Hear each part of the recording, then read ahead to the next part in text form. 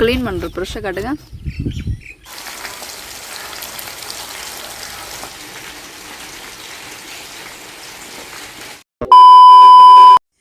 Hello friends, welcome back to cyber Tamizhachi. So இன்றைக்கி என்ன video பார்க்க போகிறோம்னா, ஒரு மார்னிங் ரொட்டீன் தான் பார்க்க போகிறோம். ஸோ பசங்களை எப்படி ஸ்கூல் அனுப்புகிறேன், என்னெல்லாம் செஞ்சிட்ருக்கேன், என்ன லன்ச் பண்ணுறேன்னு சொல்லிட்டு அதுதான் நம்ம பார்க்க போகிறோம். லெமன் ரைஸும் பீட்ரூட் பொரியலும் தான் செஞ்சிட்ருக்கேன். லெமன் ரைஸ் பார்த்திங்கன்னா, இப்போ நான் வந்து எலுமிச்சை பழத்தெல்லாம் பிழிஞ்சு அதை நான் கூட்டி வச்சுட்டேன். அது ஆல்ரெடி கொதிச்சிட்ருக்கு. ஒரு சைடு பீட்ரூட் வந்து வெந்துட்டுருக்கு. ஸோ இப்போ பசங்களுக்கு வந்து லன்ச் வந்து நான் கட்ட போகிறேன். அதுக்கு வந்து ஃபஸ்ட்டு அவங்களோட டிஃபன் பாக்ஸில் நம்ம வந்து சாதத்தை கிளறி எடுத்து வைக்க போகிறோம். அதுக்கடுத்து பார்த்திங்கன்னா, ஸ்ட்ரீட்டில் வந்து ஃபிஷ் வந்துருந்துச்சு. இந்த ஃபிஷ் நேம் வந்து போட்லாக்குன்னு சொல்லியிருந்தார். ஸோ கெண்டை மீனும் போட்லாக்கு எடுத்துகிட்டு வந்தார். நான் ஆல்ரெடி சொல்லியிருந்தேன் உங்களுக்கு வீடியோவில். நான் இந்த மாதிரி ஃபிஷ்லாம் நம்ம வீட்டுக்கு பக்கத்தில் வில்லேஜ்லேயே குட்டை ஏரி மாதிரி குளத்துலேயே வந்து இவங்க வளர்த்து அவங்களே வீட்டில் கொண்டு வந்து கொடுத்து சேல்ஸ் பண்ணுறாங்க. நான் 1 கிலோ வாங்கியிருந்தேன். ஸோ மீன் வந்து மீடியம் சைஸில் தான் இருந்துச்சு. ஸோ எப்படி க்ளீன் பண்ணுறாங்கன்னு பாருங்களேன். ஒரு ப்ரெஷ் மாதிரி வச்சுக்கிறாரு. அந்த ப்ரெஷ்ஷை எடுத்து மீன் மேலே இருக்கிற அந்த செதிலெலாம் இருக்குது பார்த்திங்களா, அந்த செதிலை வந்து நல்லா டிப் பண்ணி அந்த செதிலை வந்து செத்தி எடுத்துடுறாரு. ஆக்சுவலி நம்மளாம் மீன் கட் பண்ணோம்னா அருவாமனை இருக்குது பார்த்திங்களா, இல்லைன்னா கத்தி வச்சுப்போம். ஸோ அப்படி வச்சு நம்ம வந்து நாங்களாம் அந்த மாதிரி தான் நம்ம வந்து அதில் வச்சு மீனை வந்து க்ளீன் பண்ணுவோம்.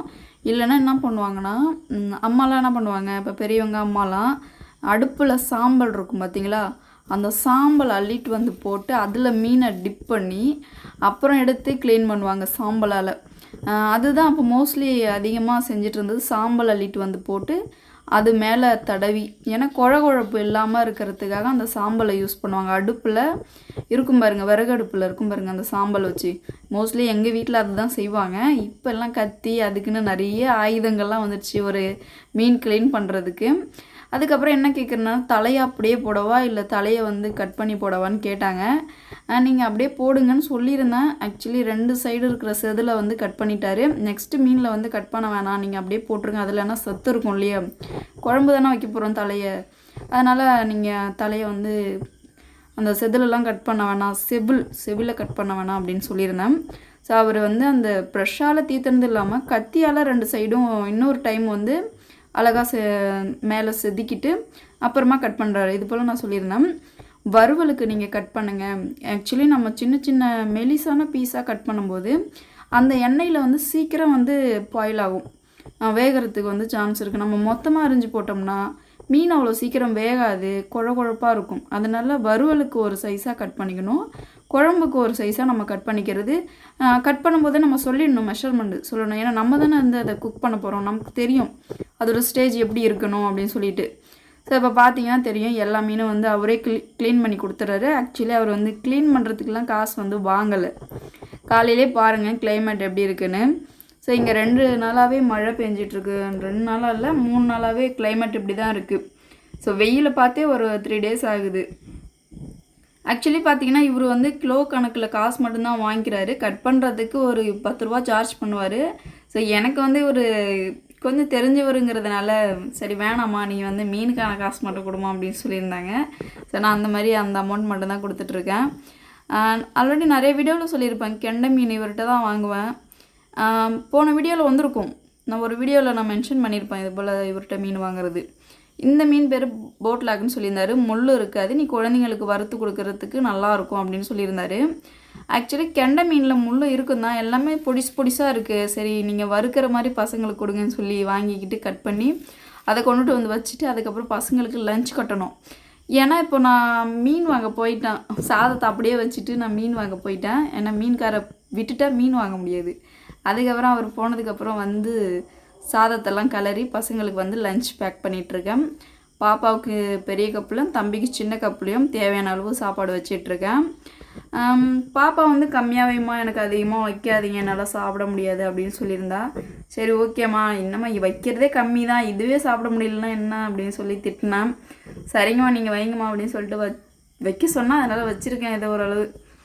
முன்னெல்லாம் அதிகமாக சாப்பிட்டுட்டு இருந்தா பாப்பா, இப்போ கொஞ்சம் தான் சாப்பிட்றா. என்னாச்சு, அவளுக்கு வந்து ஆல்ரெடி 2 டேஸாக ஃபீவர் இருந்தது, அதனால் சரியாக அவளால் சாப்பிட முடியல. அப்புறம் பொரியல் வந்து பசங்களுக்கு பீட்ரூட் பொரியல், லெமன் ரைஸ். ஆக்சுவலி வந்து லெமன் ரைஸ்க்கு பீட்ரூட் பொரியல் வந்து காம்பினேஷன் எப்படி இருக்குன்னு நீங்கள் கமெண்ட்டில் சொல்லுங்கள், எனக்கு ரொம்ப பிடிக்கும். அதுக்கப்புறம் பசங்களுக்கு வந்து இப்போ லன்ச் வந்து பேக் பண்ணிட்டேன். இப்போ பசங்க வந்து கிளம்பிகிட்ருக்குறாங்க. பாப்பாவுக்கு வந்து தலையும் சீவிட்டுட்டேன்.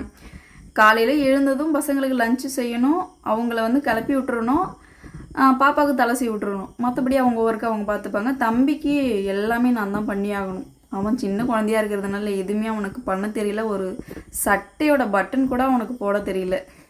அதனால் அவனுக்கு எல்லாமே நான் தான் பண்ணி ஆகணும். கிளப்புறதுலேருந்து ஊட்டுறதுலேருந்து சாப்பாடும் அவனுக்கு சாப்பிட தெரியாது, நான் தான் ஊட்டி விட்டுட்ருக்கேன். சாப்பிடுவான். இன்னும் நம்ம ஒரு 1/4 மணி நேரம் ஊட்ட வேண்டிய சாப்பாடை அவன் 2 மணி நேரம் 1 ஹவராக எடுத்துப்பான். அது வரைக்கும் ஸ்கூல் வேணும் நிற்குமா, நீங்களே சொல்லுங்கள். ஸோ அதுக்கப்புறம் தம்பிக்கு வந்து சாப்பாடெலாம் கொடுத்துட்டு அப்புறம் காஃபி காலையிலே போட்டிருந்தேன். அவன் காலையில் குடிக்கல, ஸ்கூலுக்கு போகும்போது தான் குடிப்பேன்னு சொல்லிவிட்டு அவனுக்கு வந்து காஃபி எடுத்துகிட்டு வந்து கொடுத்து குடிக்க வச்சுட்டேன். இப்போது எல்லாமே கிளம்பியாச்சு. இப்போ நம்ம வந்து ஸ்கூட்டியில் கொண்டு போய் நம்ம அந்த கார்னரில் விட்டுட்டு வரணும். ஸோ இங்கே எப்போ ரெடி ஆகும்னு தெரியல. அது வரைக்கும் நம்ம அந்த கார்னரில் போயிட்டு தான் பசங்களை விடணும். ஈவினிங்கும் அந்த கார்னர்லேருந்து தான் கூட்டிகிட்டு வரணும். இப்போ இந்த கார்னருக்கு வந்துட்டேன் பார்த்தீங்களா. ஸோ இங்கே வேன் வந்ததும் பசங்களை இங்கே வேன் ஏற்றி விட்டுட்டு தான் நம்ம வீட்டுக்கு போகணும்.